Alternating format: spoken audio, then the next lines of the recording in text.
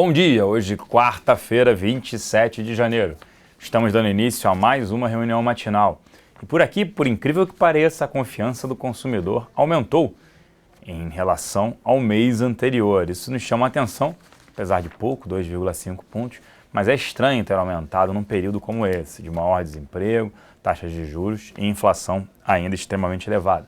Fora isso, o governo falando aí de utilizar os bancos públicos para injetar mais 50 bilhões de reais na economia, né, dando crédito aí para as empresas e principalmente setor, a parte de exportação. Depois eu vou comentar sobre isso melhor na parte de impactos aí nos bancos públicos. E lá fora, petróleo, sempre ele em queda e pressionando juntamente com a China as bolsas e a aversão a risco. O mercado aí, os investidores aguardando, né, o FONC, mas o mercado extremamente ali, as bolsas operando em queda, 0,5% na Europa, os futuros nos Estados Unidos também, por aqui não deve ser diferente. Passar agora para o Gustavo, para ele comentar sobre tanto o mercado doméstico quanto externo. Bom dia, Gustavo. Fala, Celso. Bom dia a todos. Pois é, 3 motivos têm derrubado as bolsas pelo mundo hoje pela manhã.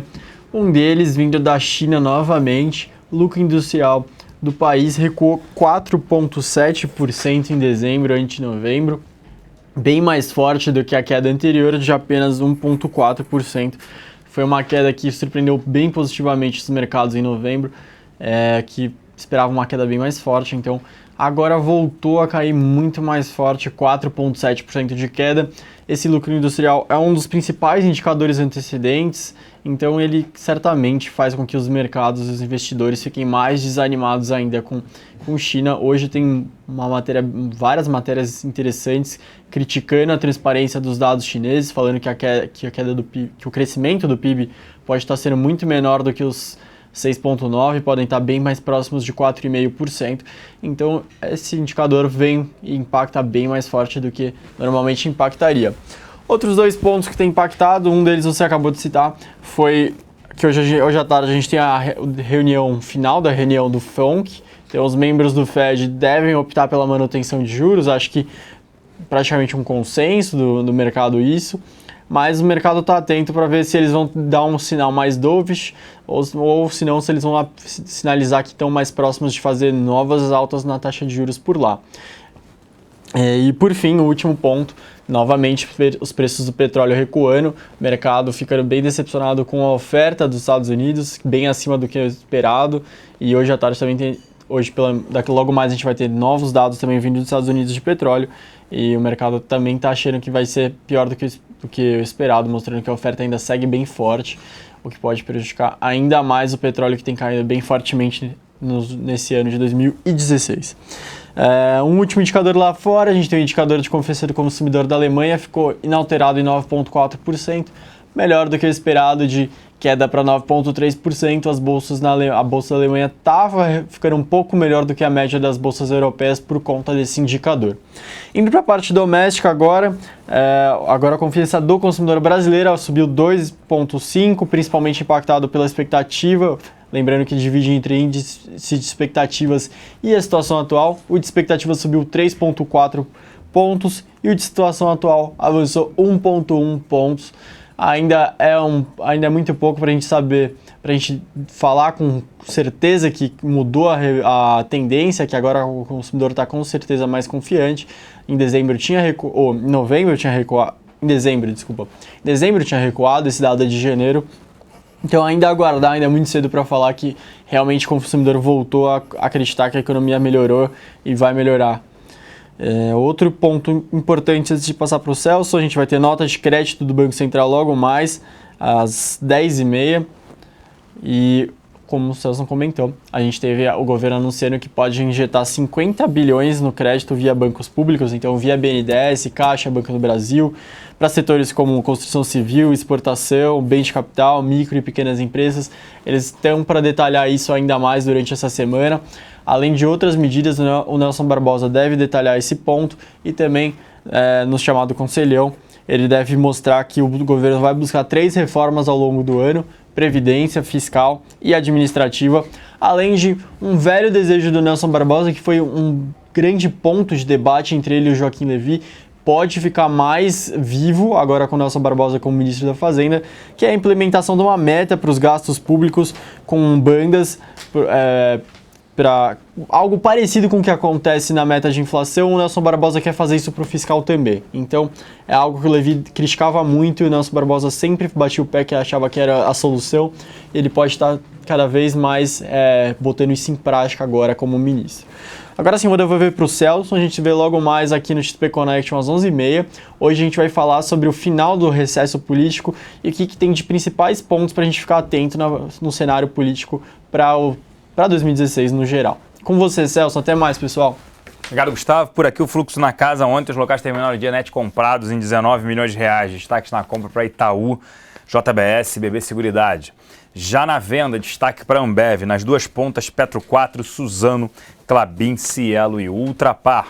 Os estrangeiros terminaram o dia também net comprados em 6 milhões de reais. Destaques na compra para Raia Drogasil, BVMF, Brasil Foods, Pecar e Banco do Brasil. Destaques na venda para Bradesco, Sabesp, Fibria, Petro 3, Cielo e JBS. Nas duas pontas, Itaú, Itaúsa, Vale 5 e Petro 4.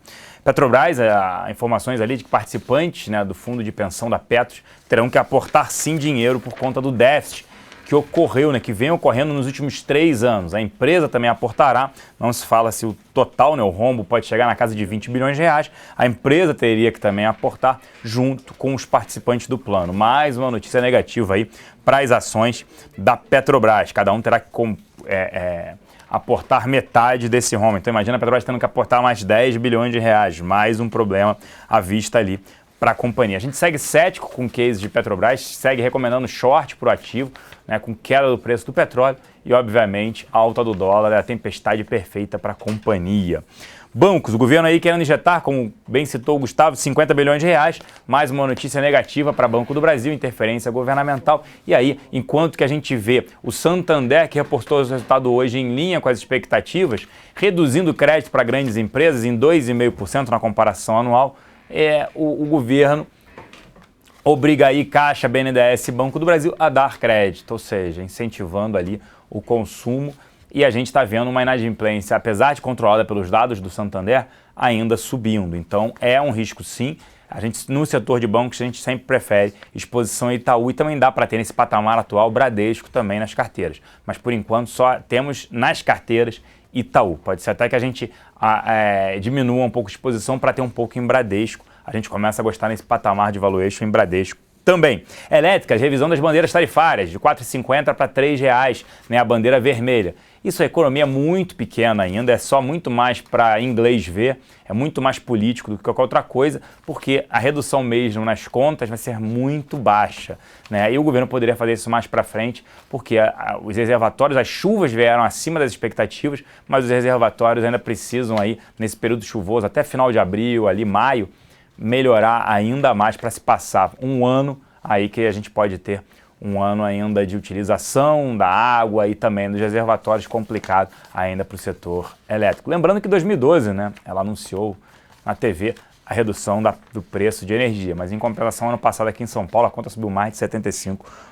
é lamentável. Destaques também no nosso relatório matinal, os destaques do resultado do Santander. A carteira de crédito subiu 6,3% na comparação anual, o índice inadimplência em 90 dias ficou estável em 3,2%, né, e apresentou até queda na comparação anual de 0,1 ponto percentual. E a despesa com provisões de devedores duvidosos, ela teve um salto de 17,6% do terceiro tri para o quarto tri, mostrando ali um risco de aumento de inadimplência, sim, no setor bancário.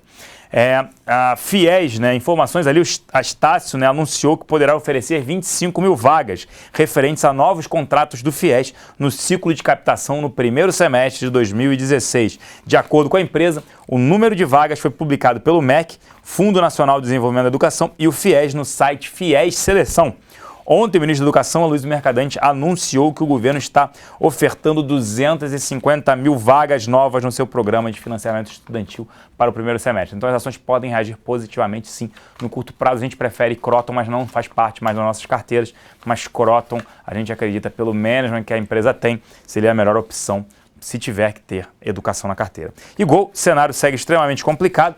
o jornal Valor Econômico ali, falando da recessão, deve manter pressão sobre as passagens, né, aéreas, citando até executivos do setor de viagem. E aí a gente também fala sobre isso, né, quer dizer, esse problema da imposto de renda de 25% em pacotes, né, de viagens, ou seja, quando manda o dinheiro daqui para lá para o turismo, também tende a prejudicar empresas aéreas, né, via pacotes, né? A solução é comprar diretamente no site e não mais via pacote. É óbvio que isso afeta principalmente aqui no Brasil a CVC, que vende pacotes de empresas abertas, no caso.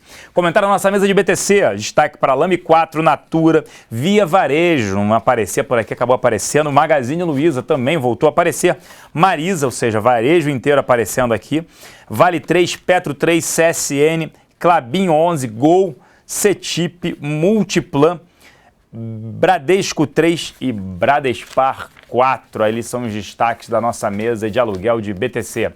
Lembrando que hoje nós temos o XP Connection a partir das 11h30, como bem citou o Gustavo Cruz. Eu vou ficando por aqui e uma excelente quarta-feira a todos. Até às 11h30. Um grande abraço, até lá.